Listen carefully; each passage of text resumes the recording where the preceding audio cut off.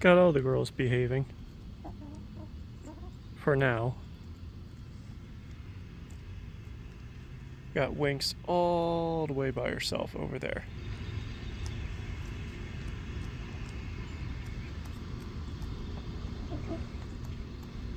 Let's hopefully they behave and they don't go running under there.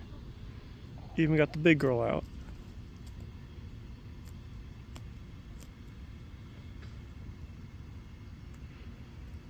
Again, I'm just doing an experiment.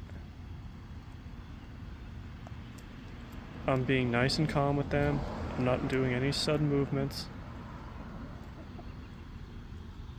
Because I know when Rose got out and I immediately got up, she ran right under the holly bush. And let's just say it was 45 minutes of a pain in the butt trying to get her to go through this big open door. Food wasn't even helping her. So, let's see how this goes.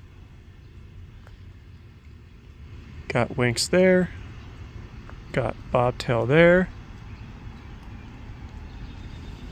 August is all the way over there, a little tiny butt. And that's Rose. That's Squawks. And Sunny's in the back. So, I'm going to turn the camera off. I'm going to pay attention to them.